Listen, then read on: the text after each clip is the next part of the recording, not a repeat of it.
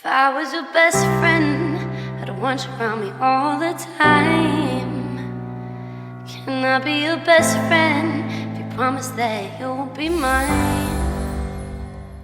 What's happening, beautiful people? Hello, beautiful people. Welcome back to another episode of Friends of Fiance. I'm your host, Jordan Tarzan. And I'm your host, Jasmine Jane. And we're happy to see you. Yes.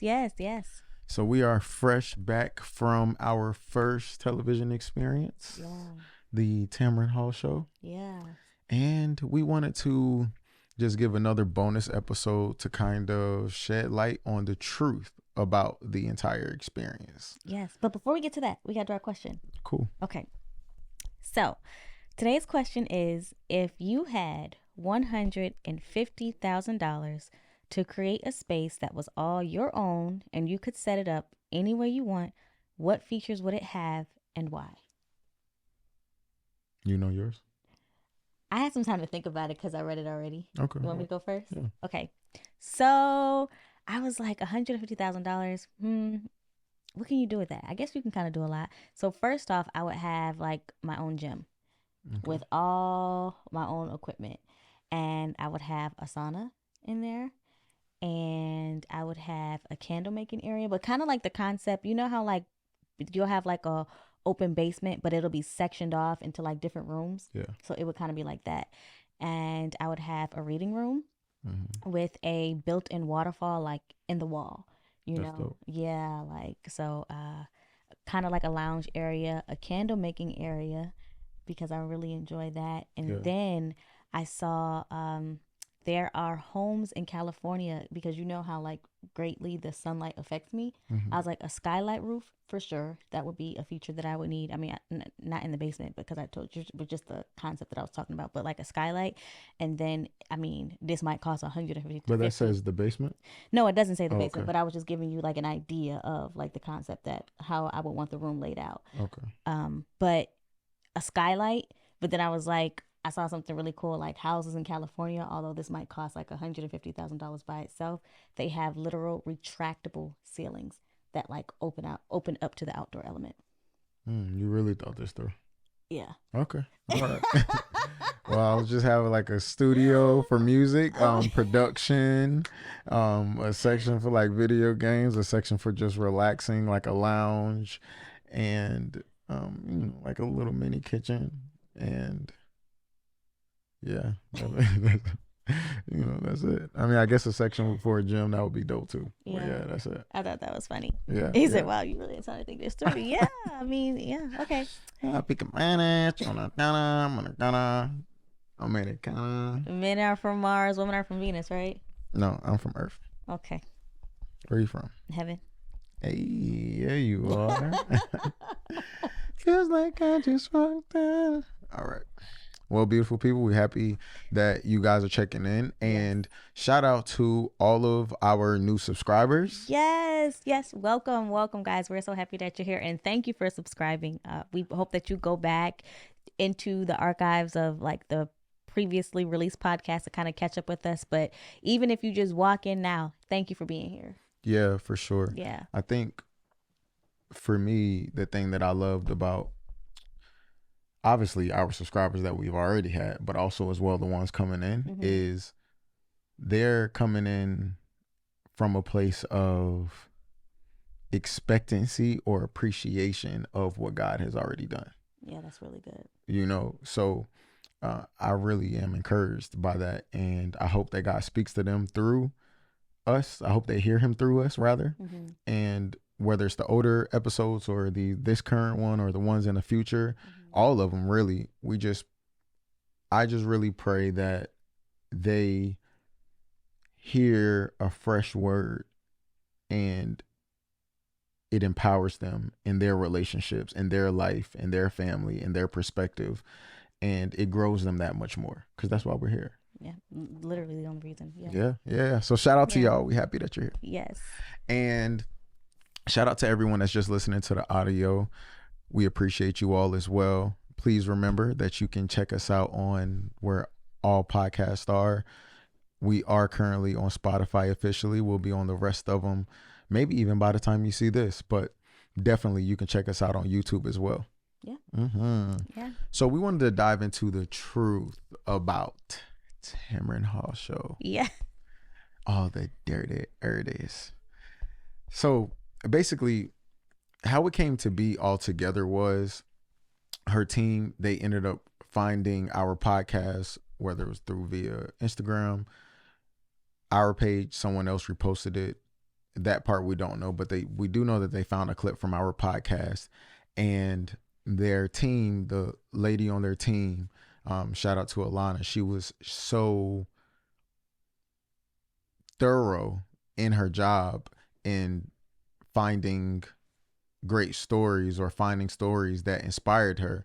One thing that they share with us is, you know, they ran across our podcast and then later on remembered us. Yeah, that was huge. That was huge. I was like, wow, the fact that God brought his story. I mean, obviously, like we said, he's using us through it, but the fact that he brought his story to her remembrance, that was just amazing. Like, Alana, you're a gem, so shout out to you for that. But I definitely thought that was really cool. It's not like she's seen it in real time. It was like, oh, they're perfect. Like, no.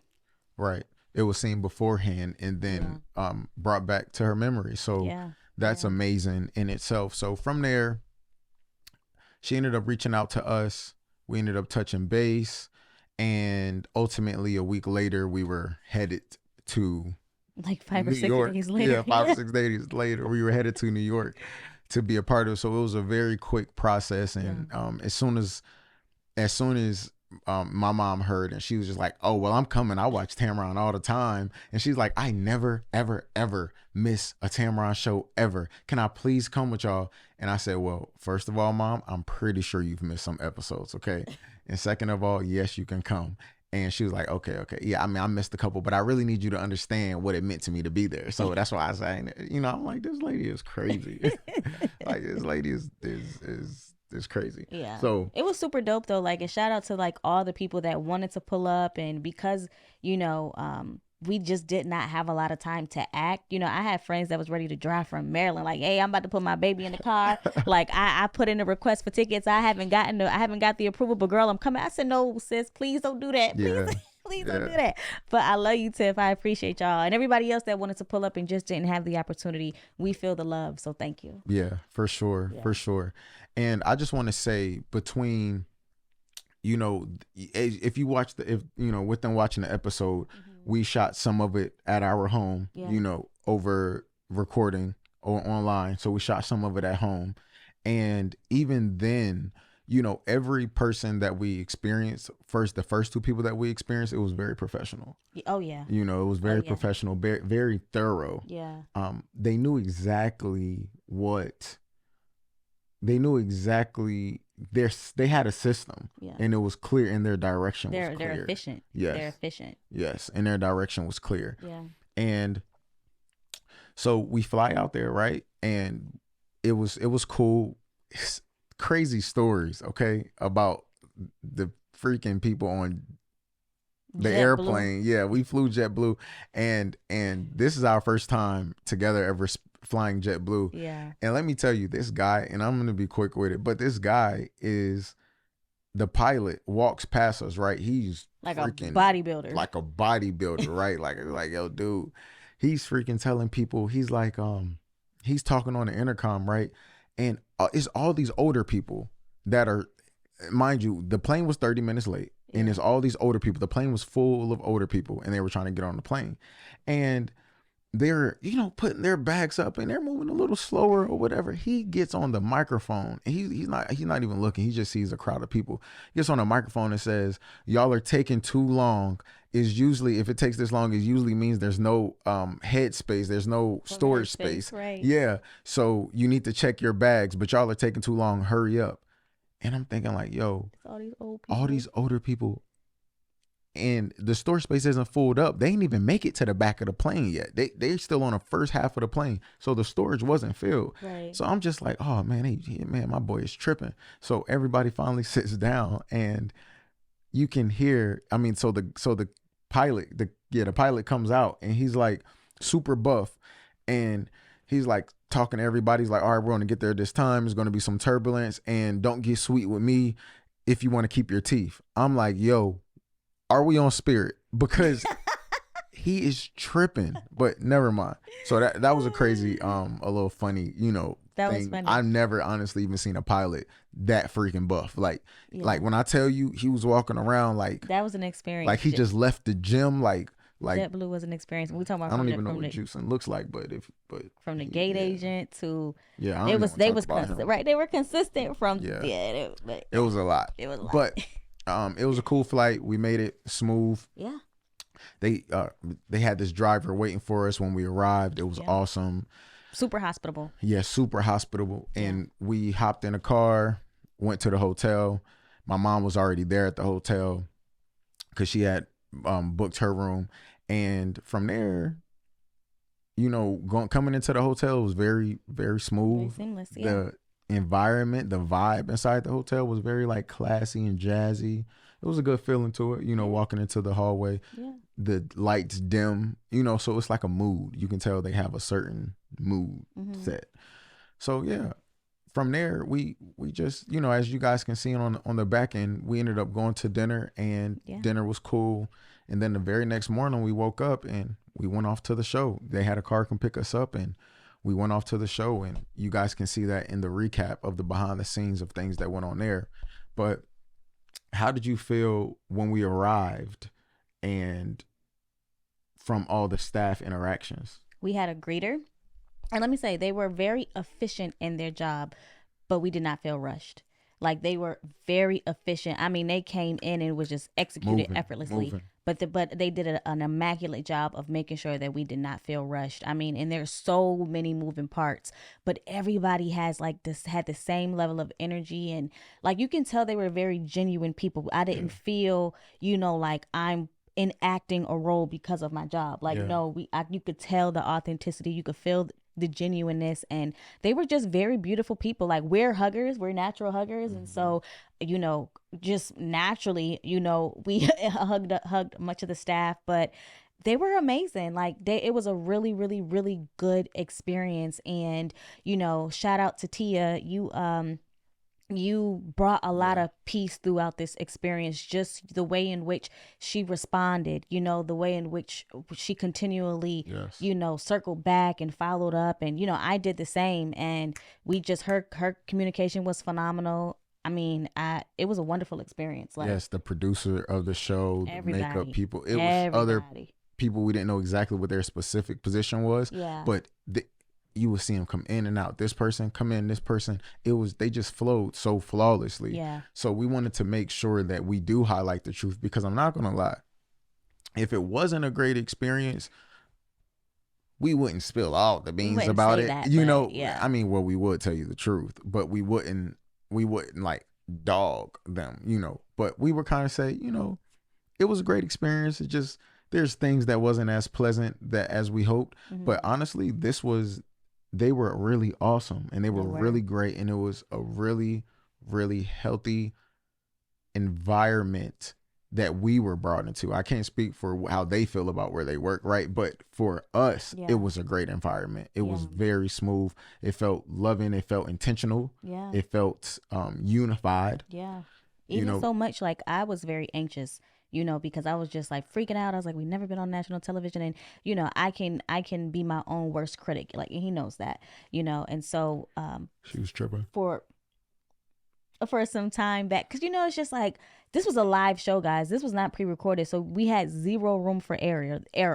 There was no room for likes. I mean, and we had to be quick and concise, clear and concise with our responses, and I mean, like, in the back room, we just started covering some scriptures. Shout out to Vision, and I mean, it was really, really, really, really a great environment for us to even reflect and think about our posture. Yeah. It wasn't even like we had to think on the spot or on the fly. You put your no. And literally, and I say all that to say, my love, that I had all this level of anxiety up until I hit the stage, and that's where I had like this level of peace just come over me. I mean, I felt comfortable. I felt like not at home, but I felt confident.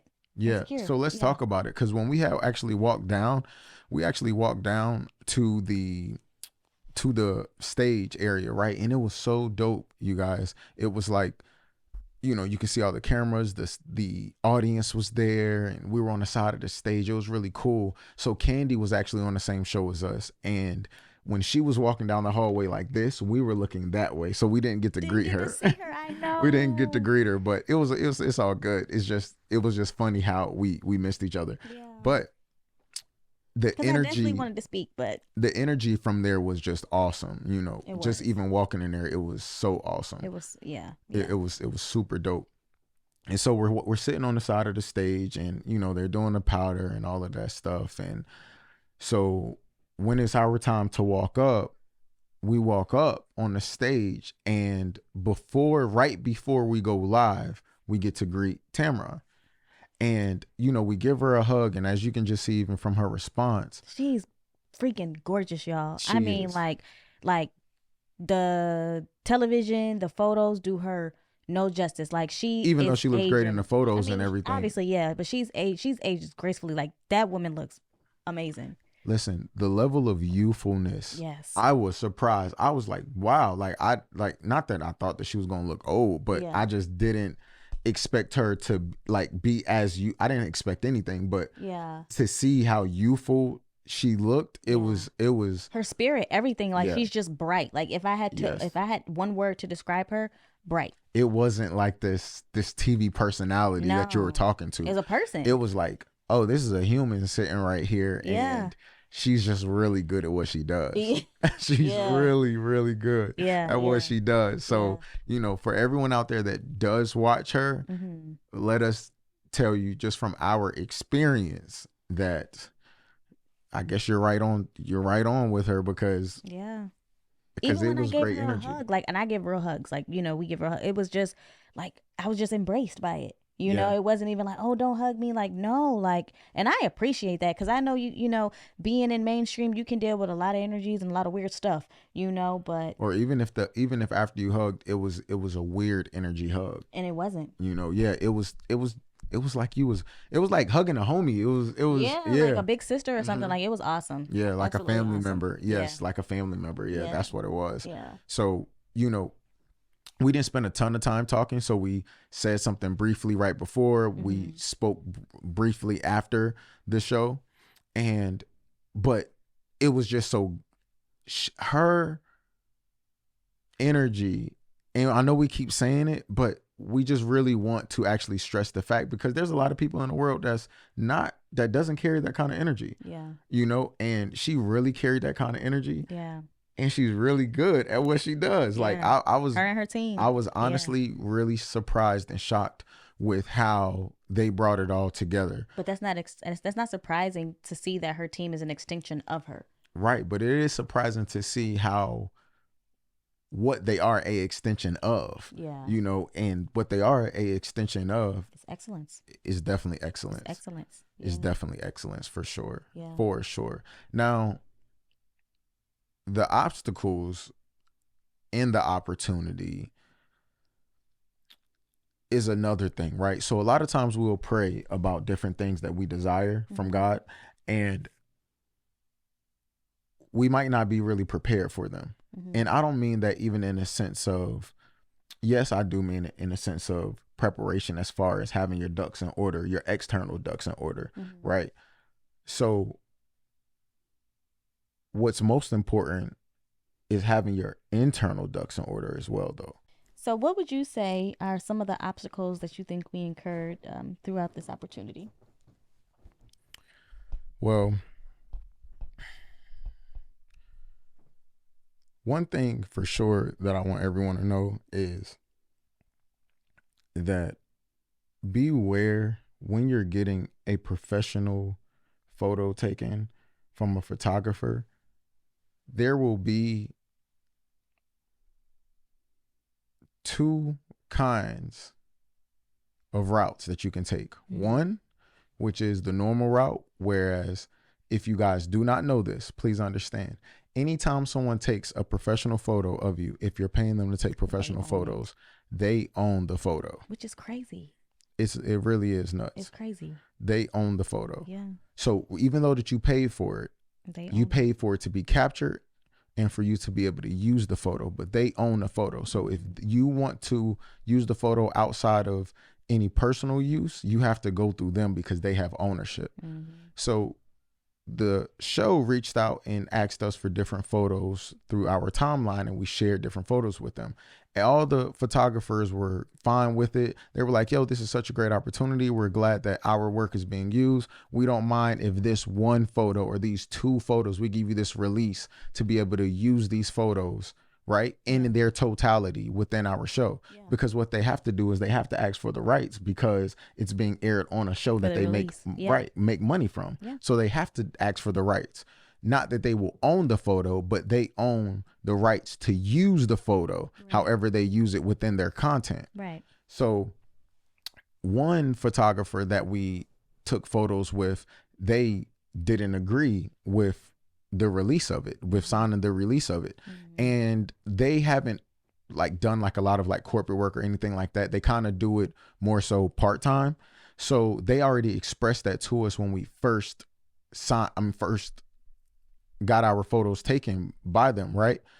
However, when we did speak though, we initially talked about, well, what happens? Can we use our photos everywhere and things of that nature? And what they replied was, yeah, as long as you give me credit. Well, as it turns out, because of the TV show, they viewed the TV show asking for total rights of the photo as if they were going to own the photo, when all reality, they were just going to be able to own whatever footage they use the photo in, right? To be able to have the rights to do that. She didn't want to sign it. So they couldn't use some of our photos because she didn't want to sign it. And they were important photos, you know, because she didn't want to sign it. And at the end of the day, because she is the owner of them, she has that right. But for us as the customers, most of us don't know that. So you need to do work for hire agreements. That's what. Yes. Work for hire agreements on every photographer and even videographer videography work slightly different, but still videographers and photographers, you want to do work for hire and you want to make sure, hey, look, if you do not do your due diligence with that, making sure that you can just print out work for hire agreement, right? And you can even write one up. It doesn't matter. You can just type one up. It's not super deep. Just that I own all the rights to this, you know, to these photos.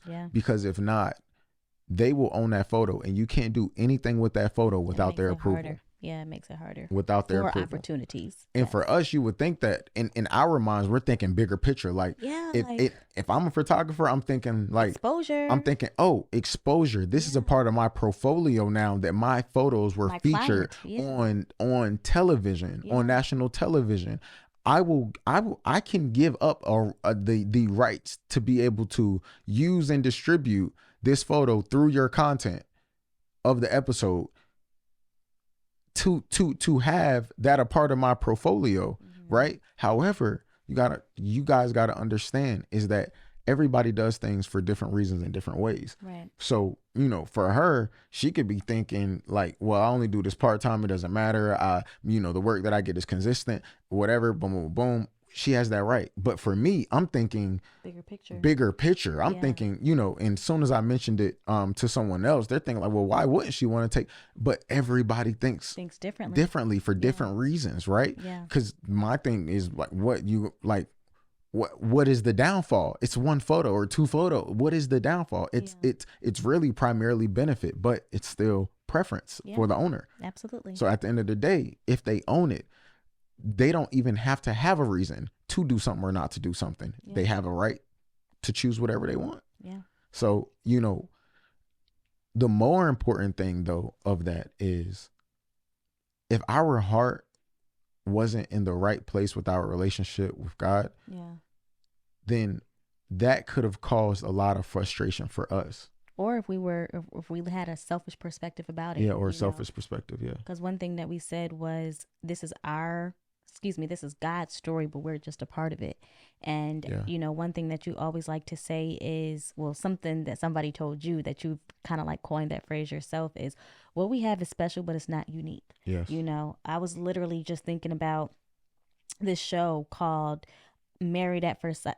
Love is Blind, right? And I don't even watch it. But as I listened to the concept of it, I was like, wow, like, cause some people like love the idea of friend to fiance, or you truly do understand what the concept that we're alluding to. Like, you don't have to have sex in order to find your soulmate. You don't necessarily have to court somebody in order to find your soulmate. Like, friendship is the most authentic, most genuine, most what's the word that I'm looking for? Where you don't have an alternative motive, right? It's the most candid version of a relationship, if you will. Yeah. And the concept of Love is Blind is there's literally a wall, and you have all these couples that are just sitting there talking to each other, never seen each other, aren't dating, and then after whatever the segment is, or however long, they spend this time talking to each other through the wall, some decide to actually marry. Why are you plugging Love is Blind? I'm not plugging it. I'm just talking about the concept of it, of how, like, oh, I lost it. Yeah, well, let me just go on record to say this is not Love is Blind. No, it's and we not. Don't agree necessarily like with that route of doing things, because you don't know that person, and I knew her when I proposed to her. So fellas, I'm just letting y'all know that right now. I don't believe in choosing love at first sight without getting to know the person. Now, however long it takes to get to know them, then okay, cool. If it's a month, 10 months, 20 months, or whatever, that's up to y'all and God. But not seeing somebody behind no wall and just, oh yeah, we're gonna get married. No, ain't no way. But what she was alluding to, though, with the subtraction of that example of Love is Blind, is that our story isn't our own, and it's God's. Yeah. And it is special, but it's not unique, meaning that yes, he did it through us, but we're not the only person that he's done it through. No, there's plenty other people that he's done it through, and there's plenty more people he wants to do it through as well. In their own way. So for us, like she was saying, if we were selfish, we would have made it about us, and we would have took offensive. Yeah. And it's not. It's just like, God, it's all yours. It's all yours. And y'all, for those of you who have went back and listened to the previous episodes, or for, our day oneers, like, yo, when we say like, this does not exist without God, like, and we laugh with each other all the time, because it's real. Like, this does not exist without God. For sure. And as we continue to go down the stories and to share our insight, we work hard on our relationship with God. It's not just we're believers and we're married and we're working on marriage. No. We suffer for our relationship with God. And it's not like God has us suffering. It's that us denying ourselves. That's where the suffering comes from, because it's like, oh, I could get an attitude, but love is patient, love is kind, love does not envy, love does not boast, it does not keep record of wrongdoing. So the dying to self thing is where the pain in the sacrifice of choosing God and your relationship with God and his principles and his character. You don't get to be lazy. That's really what it is. Oh, you hit it.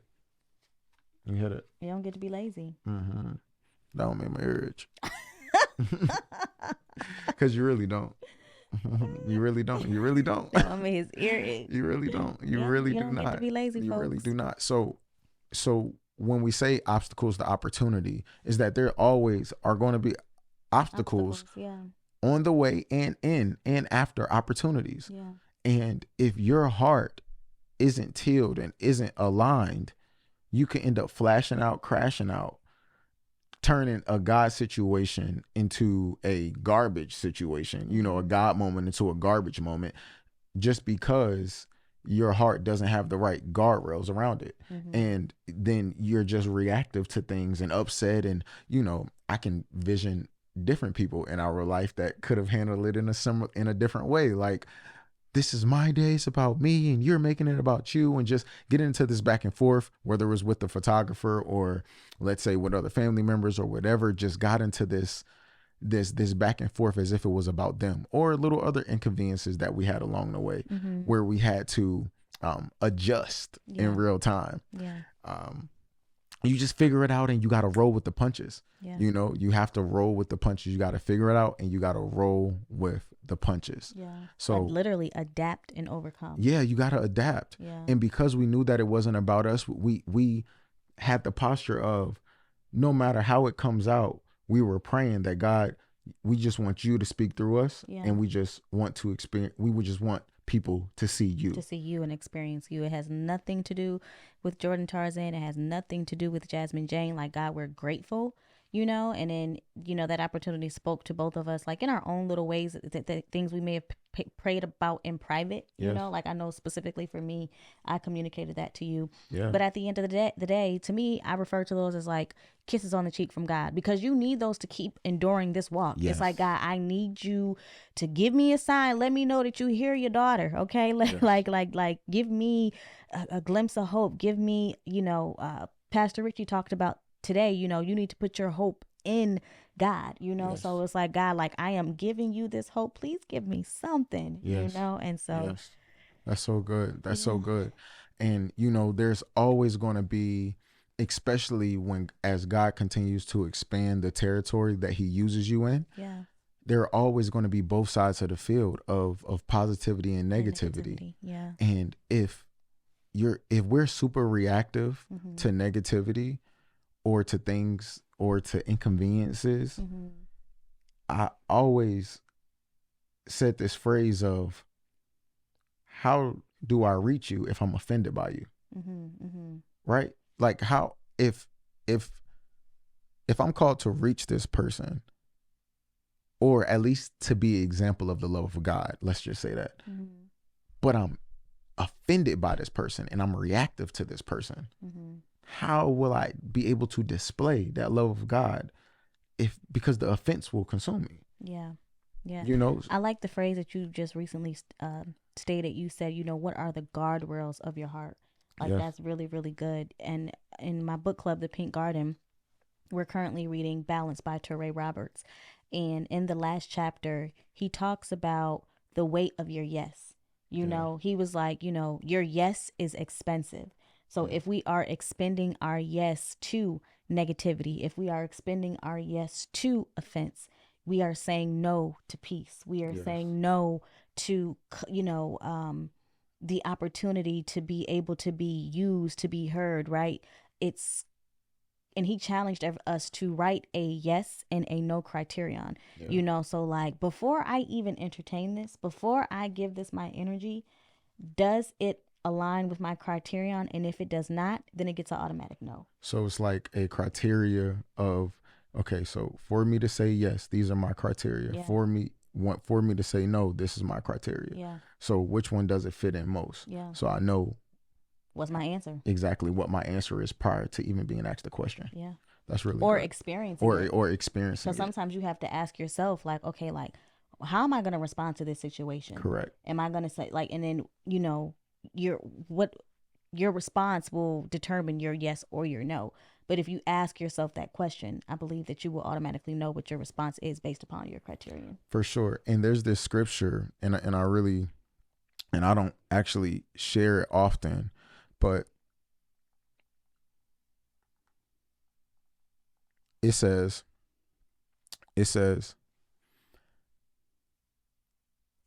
Ephesians chapter 4, verse 26 and 27. Okay. Be angry and do not sin.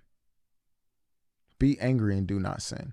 So meaning that frustration will come, but don't respond in a opposite to love way. That's good. Yeah. Because there's still consequences that come, like, you know, especially when you know better, right? You don't get to be lazy. So for many of us, it's like we want to give into our flesh, we want to give into those feelings, and we want to give into our justification. But God has called us to a higher standard, and in that higher standard, you don't just get to be because of who you represent. That's because of who people and what people are experiencing when they experience you. That's a fact. So it's like, if what you say and what you do don't align, then you're automatically a what? Hypocrite. contradicting. And there's another scripture. It's actually Proverbs 15. It says, a gentle answer turns away wrath, but harsh words stir up anger. Yeah. A gentle answer turns away wrath, but harsh words stirs up anger. Yeah. Yeah. Right? So at the end of the day, while we're desire for God to open up different doors, let's just, I'll say this, right? And you all can take the perspective of how, whichever way that you want to walk down that route. Mm-hmm. But this is what I'll say about us, is that any door that God opens, it's for him, not for us. Yeah. Yeah. He's for us. Yeah. The door that he walks us through is for him, Right. for his glory, Yeah. for his love to spread, for his joy to spread. Right? He's for us. And that takes it back to the, you sent me something earlier today. What was it? God's concept versus your concept, or godly ambition there versus selfish ambition. Yes. Yes. Yeah. So we seen this clip online, and basically this guy, what he was saying was the difference between godly ambition and selfish ambition is that selfish ambition chases what the world says, that, oh, I should be a billionaire. I drive this car. My relationship should look like this. You should act like that. I should act like this. You should have this role. I should have that role. You should, all of these people pleasing and appealing antics. Yeah. Right. And it says, but godly ambition is, I just want to please God. Yeah. And whatever comes with him being pleased, whatever I get from him being pleased is good enough for me. Yeah. That's so good. Cold. That's so good. Cold. And that takes me to something else that you sent me today. And especially with when you have a platform, right, you have to be, you got to keep God at the forefront. Like, and this is if you are a believer, right? If you're not a believer, I'm not talking to you. But if you are a believer, you have to keep God at the forefront and know that it is all for him and for him only. Because the moment that you start to internalize it and say like, well, I did this and I did that, like you will die by the claps. No, basically, if you live for the claps, you'll die by the boos. There we go. Yeah. If you live for the applause, you'll die by the boos. So, and this, whether you're a believer or non-believer, right? Because if my joy is dependent upon the people's response, ooh, that's dangerous. That's dangerous. That's so dangerous. And my heart, like just listening to that makes my heart heavy because people are so fickle-minded. I'm fickle-minded. I mean, if even us building up, when we first got the news, we were excited and things of that nature, but even Jazz, she had to switch perspectives as well earlier on, because she began to get anxious, excitedly anxious. And then, we had a talk of redirection, and it's like, yo, it's not about us. It's about God. And this opportunity is just for us as vessels to be put in this place for God's love and God's story to be shared to a greater audience. Yeah. So it no longer became about us. So for anybody that was saying positive things, we appreciate it so much, and to God be the glory. Yeah. And for everyone that was saying negative things, we appreciate it, because to God be the glory. Because you're not beefing with us. Right. You're beefing with the big man, because it ain't our story. Right. We just a part of it. We just get to be characters in a bigger story, right? Like it's like actors in a movie, even though that we're not acting, but actors in a movie, they're like, well, it's not their production. Right. They just get to play a part. And what you're admiring is obedience. Like I want people to really, really, really realize that, like, what you're admiring is obedience. And maybe it's because it is hard work. It is hard work. It is hard work. I mean, aside from being married to you, my submission to God, my obedience to God is the hardest yes I ever gave, but it's the most worth it. And I will continue to seek after it. I will continue to long after it. I will continue to progress in that endeavor. Do I fail sometimes? Yes, but just know, like, what you guys are looking at, it's not like it's just so special, or, oh my God, like they're just so favored. Are we favored? Yes, but it's only because God knows that he can trust us. Yeah, it comes with a cost. It comes, it's the weight of the blessing. Yes. Yes, it comes at a cost. Yeah. I've never experienced a blessing that wasn't accompanied by a responsibility. I mean, like you look at a Fortune 500 CEO. You know, we're enamored by, oh, look at this great building, look at all this great success, right? But nobody thinks about the responsibility Yeah. of what it takes to be a See, CEO of that company. There's so many things that from the past where Jazz would be like, oh, this house with 200,000 rooms, or this company with 200,000 employees, or this or that and that. And you know, for the woman, not even just for the woman, but for Jazz specifically, it's like, you know, she's a big dreamer, right? We both are, but she's a big dreamer, right? Like this or that, boom, boom, boom, boom. And for me, I'm counting the cost, right? So I'm thinking like, all right, so who's going to be spending all this time focusing on all these things? Because we ain't going to have time for each other. We're not going to have time for peace. We're not going to have time for joy. And that's right? really how he thinks, right? But then me, I was like, well, I'm going to get the money. Like, so, you know, like we going to be good. But I wasn't accounting for the things that he's talking about. Yeah. Yeah. And let us actually like share that to you guys as well. Is that a lot of times we plan for opportunity, or we plan a future with all these different things, and we don't equate for the ingredients of joy. We don't equate for the time needed to be in peace. We don't equate for the ingredients of joy. Yeah, that's so good. And actually, y'all get the book, because I keep referencing the book, right? Balance by Torrey Roberts. There's another chapter. I want to say again, the chapter that we just literally just finished. He said many people don't account for their peace. Yeah. Many people, like, we will work ourselves to no end, but we do not take inventory of how do I prioritize my peace? How will this rob me of my peace? How will this aid me in my peace? Many of us are peace bankrupt. Yes. Yes. Yes. And that's why it's so easy to be negative, because I already don't have peace. Or not even just negative. Yeah. It's so easy to be reactive because I don't already carry peace. Yeah. And let me share this from one person that used to lack peace to another person that may lack peace. Is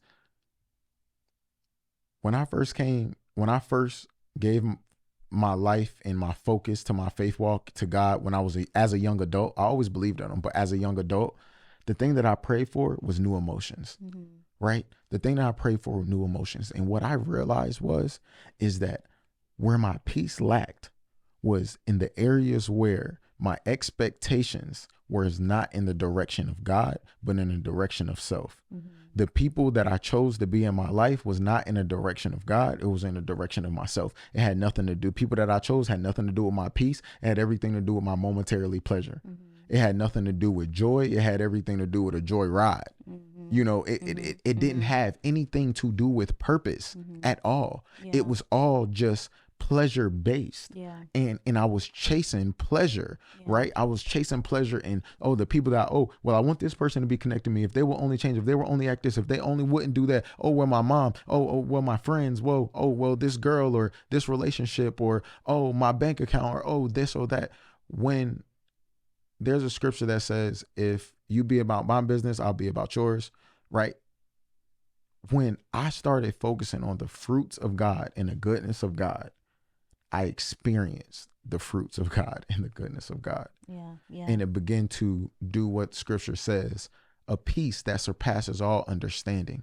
We can't think our way into peace. And if you think that we're going to get it from all these outer things, I'll just share this, is that God never promised world peace. No. He promised inner peace. Yeah. He promised that he will give inner peace, not world peace. So you have to, we have to make sure that we're letting him in to give us peace, because a lot of times we're asking for opportunities that our hearts aren't ready for. Yeah, that's so good.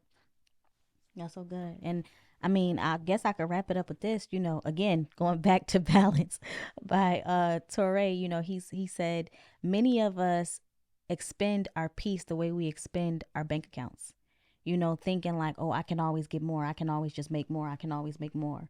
But the way in which you truly take hold, and the way that you truly generate an abundance, is by budgeting. Budget your peace. Yeah. Budget your and that sounds so crazy, right? Yes. But when I read it, I was like, No, that's a real thing. And what does that look like? That looks like putting guardrails on your heart.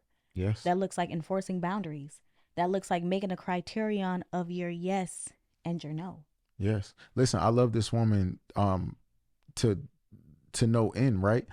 But you know, there's when we talk about, you know, expending the pieces of peace, right?